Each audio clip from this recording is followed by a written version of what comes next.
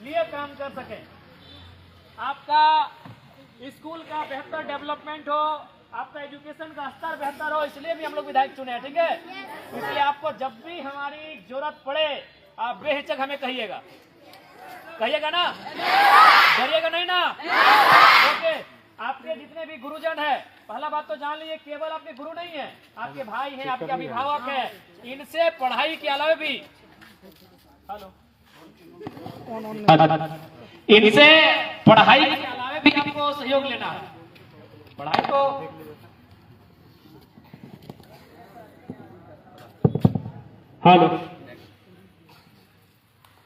इनसे आपको पढ़ाई के अलावा भी सहयोग लेना है, ये कभी पीछे नहीं हटेंगे।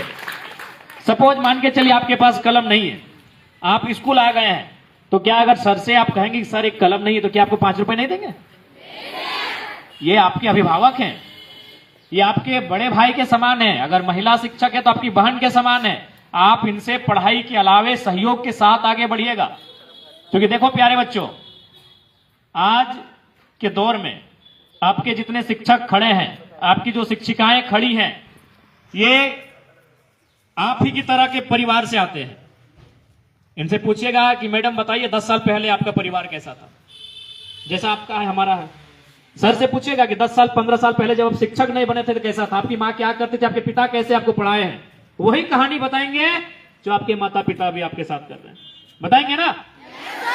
तो इसलिए एक बात हमेशा याद रखिएगा, ये जो जीवन आपको मिला है और जो मेहनत आप आज करने के लिए यहां तक आए हैं, ये जीवन केवल आपका नहीं है। ठीक है ना? गौर लगे, अब बातचीत करवे तोरों से।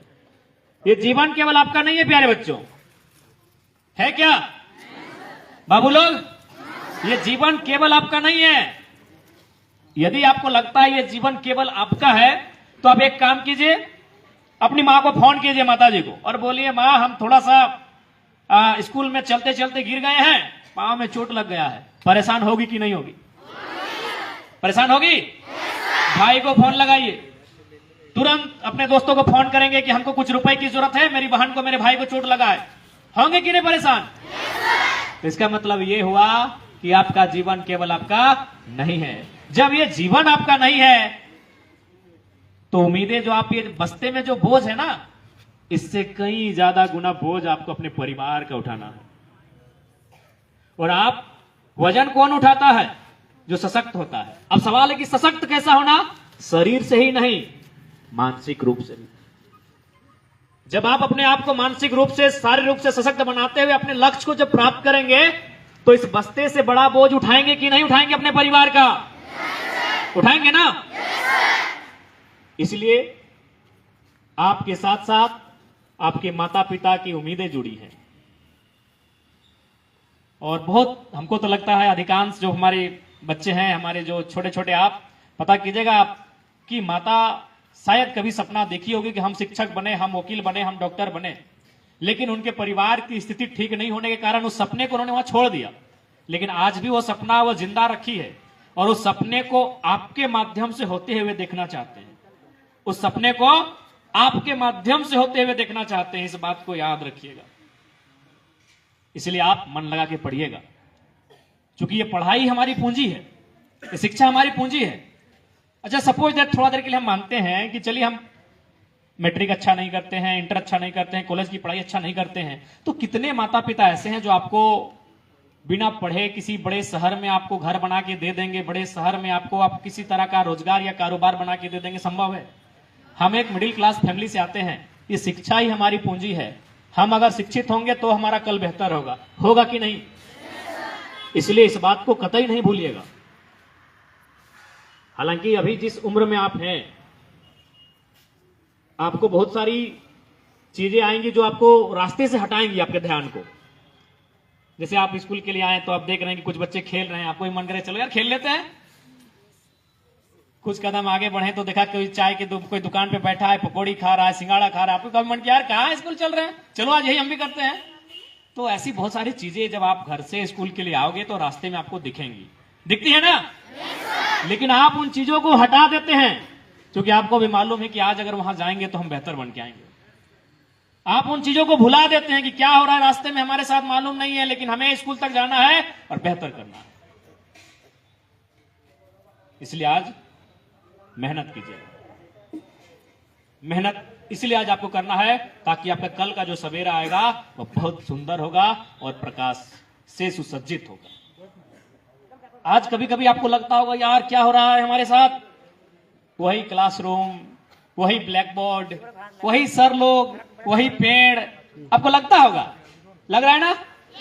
थोड़ा लग रहा है यार ये तो बोरिंग टाइप का हो रहा है, ऐसा लग रहा है ना? आज इस एक समय बड़े नामी एक चैंपियन थे मोहम्मद अली करके, एक बहुत बड़े मुक्केबाज थे। वो एक लाइन कहते थे कि भैया आज भुगत लो, ये जो आपके साथ हो रहा है ये भुगत ही रहे ना, कि आज अगर भुगत लो कल हम चैंपियन हैं। यदि आज आपने भुगत लिया तो कल के आप चैंपियन हैं। आज अगर भाग गए तो कल के आप लूजर हैं, है कि नहीं? इसलिए आज भुगत लीजिए। आज आपके सर ने भुगता होगा तो आज टीचर हैं, है कि नहीं? सरकारी टीचर हैं। आज आपकी देखिए बड़ी बहन ने भुगता होगा तो आज देखिए मैडम है ना? अरे आज हम भी भुगते हैं तो आपके एमएलए है ना? तो भुगत लीजिए। देखिए दो पुलिस वाले भैया लोग भी हैं, भुगते हैं ना?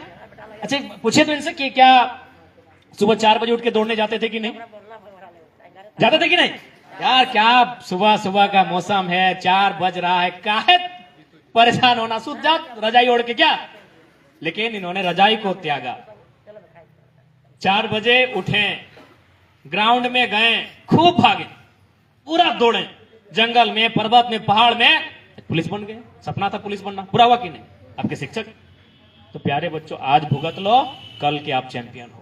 अभी आपको तय करना है कि आपको चैंपियन बनना है कि नहीं बनना है। कितने लोग हैं जो चैंपियन बनना चाहते हैं? सब नहीं चाहते हैं, सब चाह रहे हैं चैंपियन बनना। तो आज सामना कीजिए परिस्थिति का, आज सामना कीजिए 6 घंटा की क्लास का, आज सामना कीजिए गुरुजनों की डांट का, आज सामना कीजिए एक ही प्रकार के पूरे 365 दिनों के ब्लैक बोर्ड का। आज सामना कीजिए उन परिस्थितियों का, आप कल के चैंपियन हो। और एक बात प्यारे बच्चों हमेशा याद रखिएगा, यदि आप माइनस होंगे तो क्या होगा मालूम है? यदि आप बैक होंगे तो क्या होगा मालूम है? आपका परिवार 20 साल 25 साल बैक होगा ना? क्योंकि नया जनरेशन कब आएगा? जब आप बड़े होंगे और आपके बच्चे होंगे। तो कितना अंतर होगा? 20-25 साल का। यदि आप आज किसी तरह भाग जाते हैं प्यारे बच्चों, यदि आज परिस्थितियों का आप सामना नहीं करते हैं, आज यदि आप अपनी पढ़ाई में मन नहीं लगाते हैं और परिणाम आपके पक्ष में नहीं आता है प्यारे बच्चों, तो याद रखिएगा आप 25 साल आपका परिवार पीछे चला जाएगा। क्या आप ऐसा चाहते हैं? चाहते हैं कि आपका परिवार 20 साल 25 साल पीछे जाए? इसलिए आज आपको मेहनत करना है, इसलिए आज आपको संघर्ष करना है कि आपके परिवार को 20 साल 25 साल पीछे नहीं जाना। क्योंकि आप केवल अब अपने लिए नहीं है, आपके कंधों पर बहुत बड़ी जिम्मेवारी है ना? अभी आप घर जाएंगे, जाके देखेंगे, आप देखिए सुंदर सुंदर कपड़ों के साथ यहां आए हैं, आपके पांव में अच्छे अच्छे जूते हैं, एवलॉन वाला जूता। अरे हम लोग भी एवलॉन बड़ी पहने फुटबॉल के टाइम है ना? लेकिन जाके देखिए माता पिता को 2 सालों से नहीं लिए होंगे, 1.5 सालों से नया कपड़ा नहीं लिया होंगे, क्योंकि वो उनको मालूम है कि फ्यूचर आप हो, आप पे सारी चीजों को उन्होंने लगा दिया है।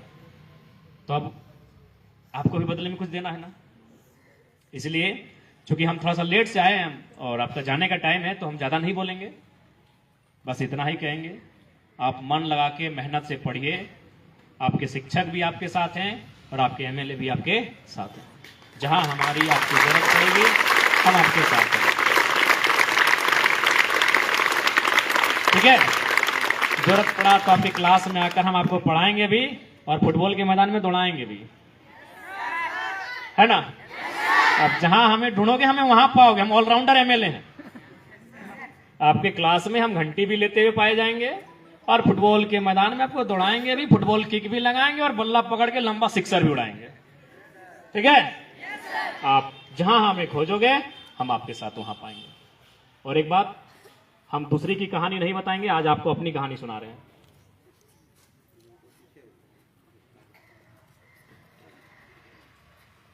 आप हमें तो जानते हैं, लेकिन हम कैसे परिवार से आते हैं क्या जानते हैं? बिल्कुल आपके जैसे, कोई ज्यादा अलग नहीं है क्या?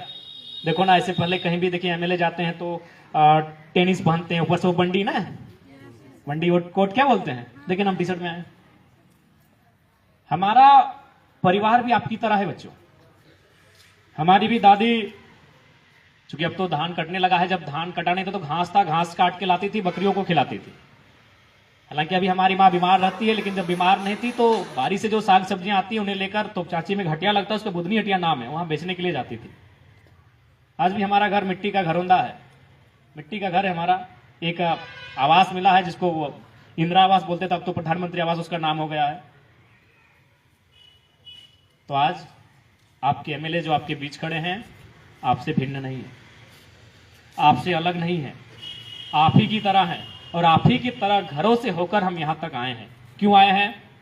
अच्छा, आपको मालूम है कि भाई लोगों ने हमें एमएलए क्यों चुना?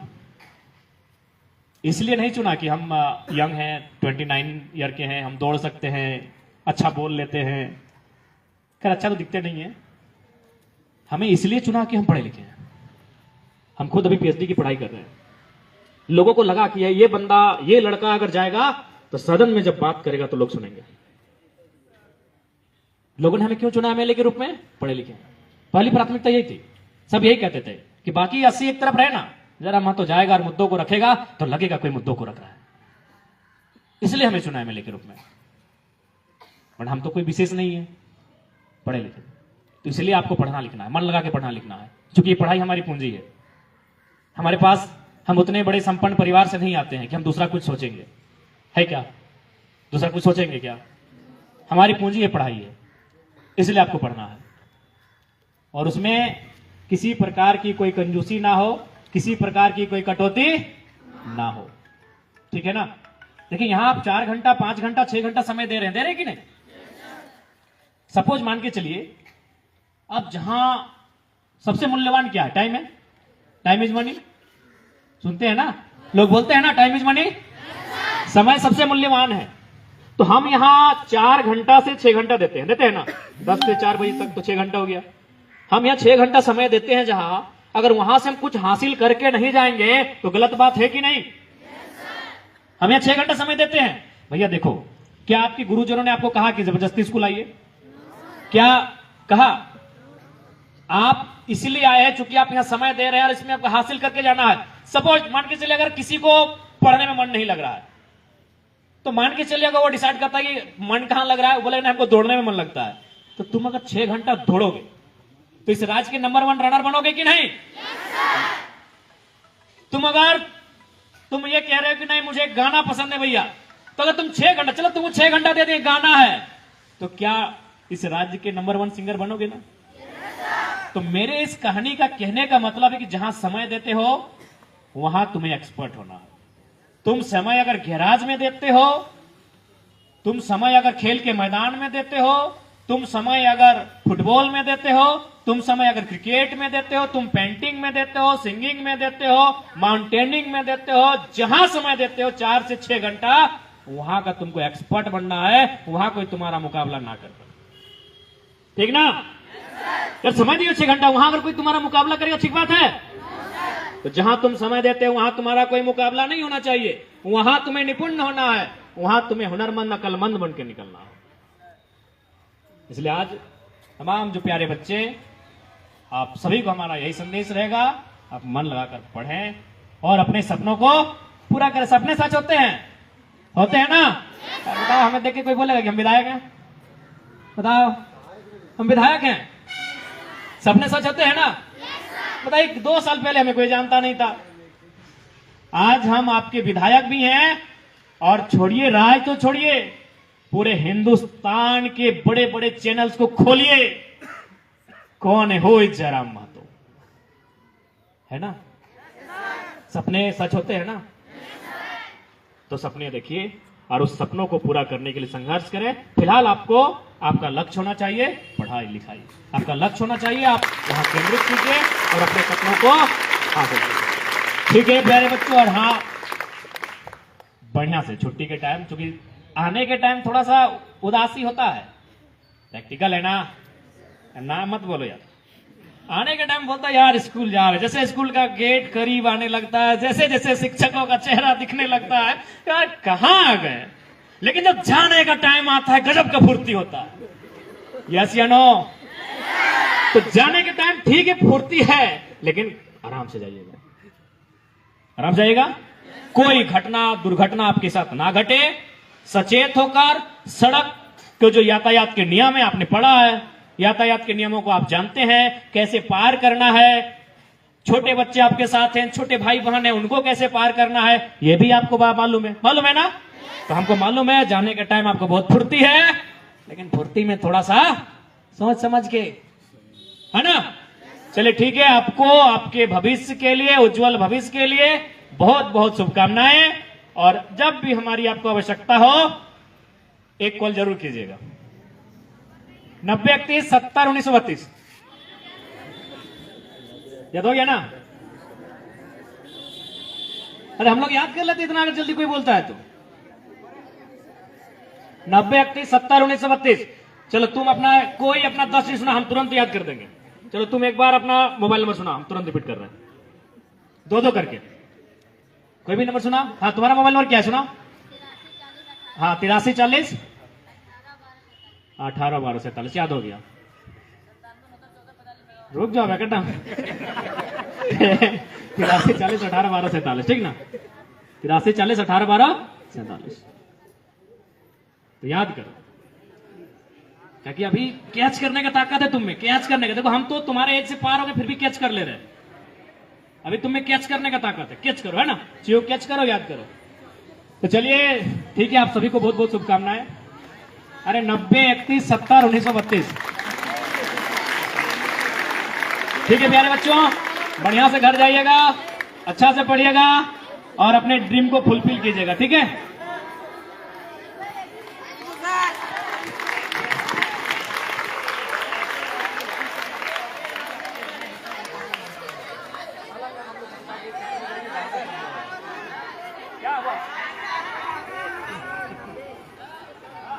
संतोष